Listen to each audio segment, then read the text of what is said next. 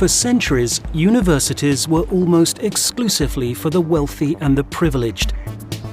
They taught classical subjects such as philosophy, theology, Latin and Greek, and prepared students for a lifetime of learning rather than a lifetime of work.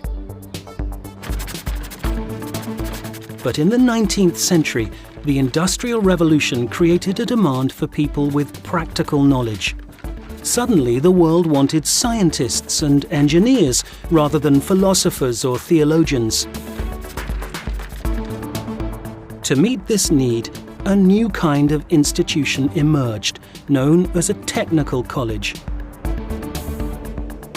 Here, students could further their education while acquiring skills and technical knowledge relevant to their chosen career.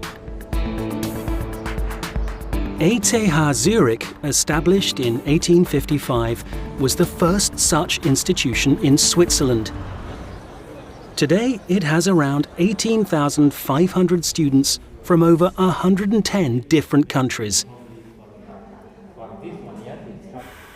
It is a leading centre of science and technology and is regularly rated as one of the top universities in the world. For over 160 years, it has linked academia with industry, a tradition that began at the height of the Industrial Revolution. Professor Nicholas Spencer, president of the ETH Research Commission, explains why.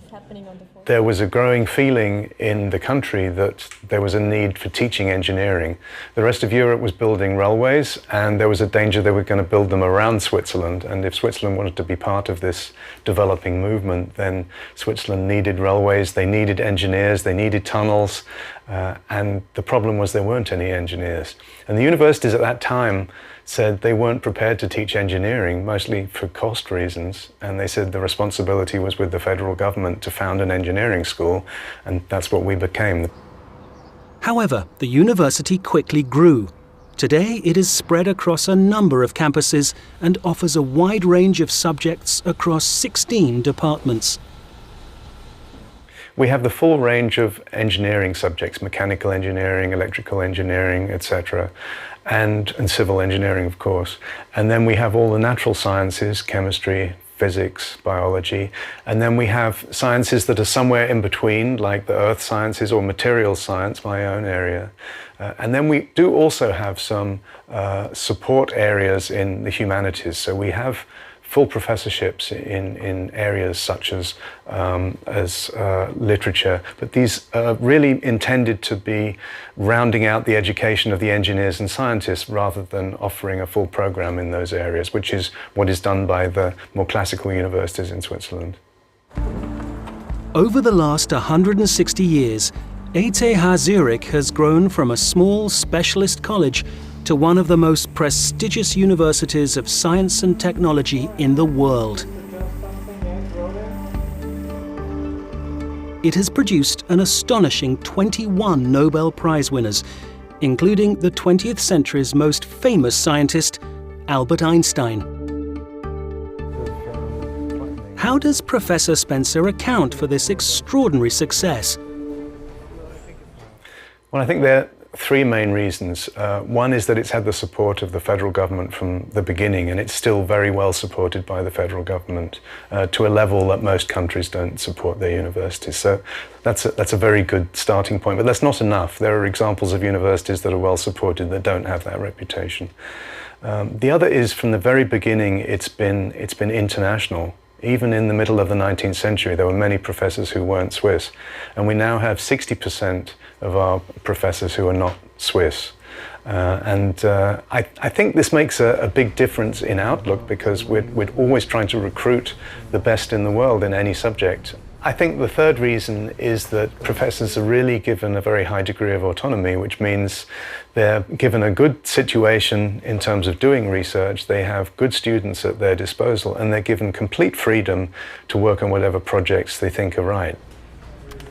ETH Zurich has always been on the cutting edge of both science and technology, and this emphasis on innovation is reflected in its teaching. We're looking at a lot of different new trends in education and trying some of them out in our teaching offerings right now. And one I particularly like is the inverted classroom, where the students arrive prepared for the lecture.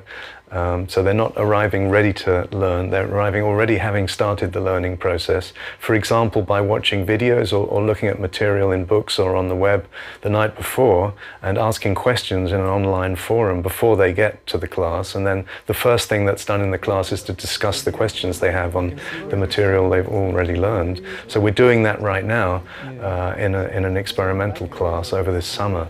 And we have high hopes that that's going to be a new mode of teaching various techniques in material science in a hands-on way. Since it began, ETH Zurich has adapted to meet the challenges of the modern world. It has continued to develop and evolve in both its research and its teaching methods. This ability to change with the times has made it one of the leading science and technology universities in the world.